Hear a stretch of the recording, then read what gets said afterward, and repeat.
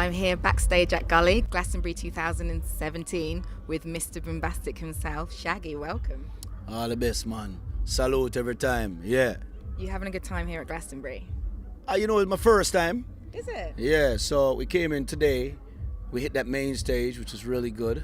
Big ups to everyone who came out. We had a capacity audience at the main stage. And then we was looking forward to this tonight because it was more of an intimate setting.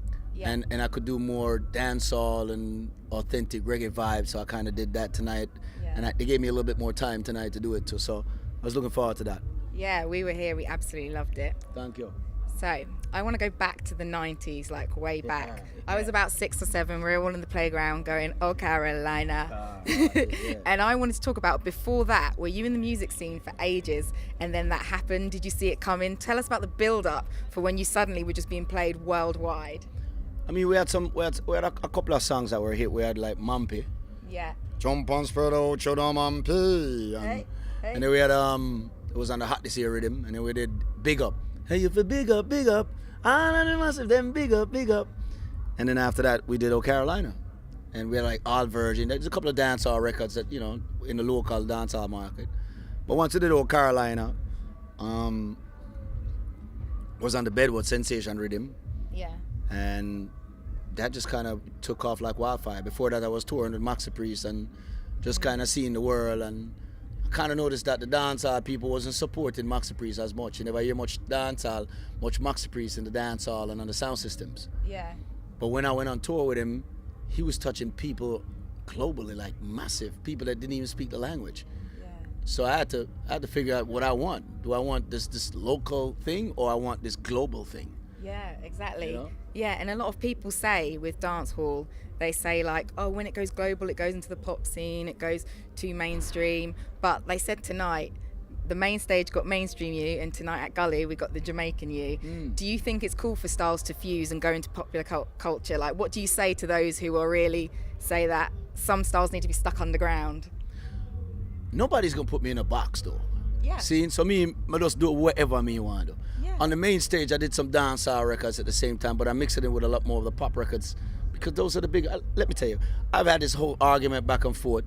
I went ahead and did a full reggae album with me and Sly and Robbie. I got 2 massive number ones, one with me and Barris Hammond and the other one with me and Neo. And when I go on their big festivals, the same reggae people are singing all my pop songs anyway. Yeah. So music is just music right now, but there's no category anymore, man. Yeah. You know what I mean? I just do what I want because there's times I want to dance all, I just do dance all. And whether you like it or not, I just do dance all. There's times I want to do reggae and I do reggae. There's times I want to do pop music, I do pop music. I do what the hell I want. I've earned that. I've been doing this for 30 years, you know what I mean? And I've sold every amount of records there, has gotten every award there is.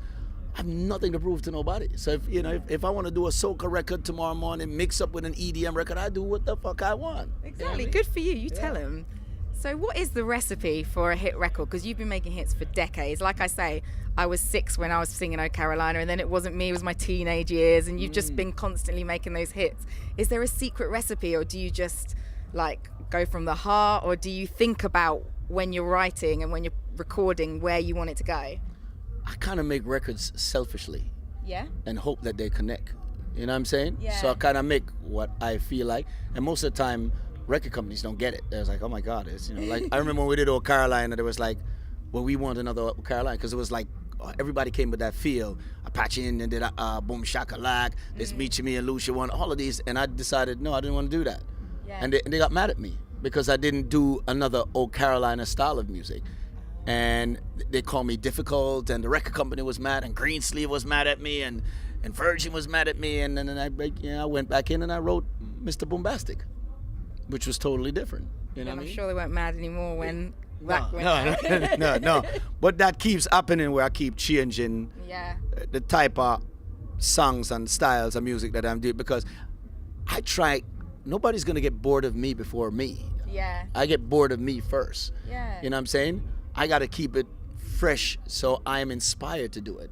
Yeah. If I don't keep it fresh, and I'm just giving you what you want, then I'm not true to myself. Yeah. You know what I mean? And I think that's a really good message for upcoming artists as well, to be true to themselves, because so many people try and copy and they get lost in everything, and it's really nice if you just do what's from the heart. So we asked online if anyone had any questions, and we've picked a few, so just grab them for you now. Melissa from Canada says, was it actually you? I hear that all the time. I thought you might get that one a lot. Yeah, that's my story, and I'm still sticking to it. It still wasn't you. Okay, well, in that case, Nikki from Ghana says, if it wasn't you, who was it? That's the secret. And Anne from Cambridge says, do you have an album coming out soon? We're in the middle. I've been making that album for the last 3 years. Oh. And I keep changing it.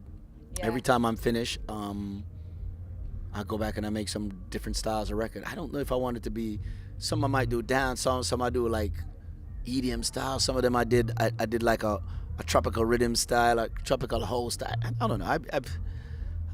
I just keep, I'm just gonna do something, because what you gotta do something that is fresh, but you can't be like the old school, the OG trying to do all this new shit. You still gotta do that classic reggae, but still got that little flavor of freshness to it. You know what I'm saying? Yeah.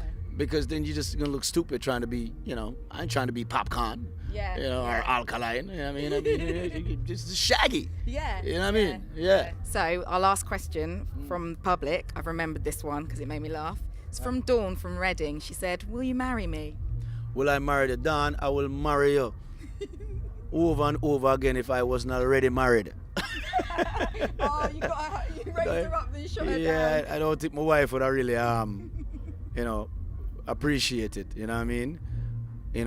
Unless it's some polygamy type thing going on. Unless we live in Utah, or I'm some Middle Eastern guy. I could have like 6 wives or something like that. You know what I mean? That's that typical Jamaican dream anyway. There you go, Dawn. You might have a chance. Well, thank you so much, Shaggy. It's been an absolute pleasure. All the best, man. Thank you very much.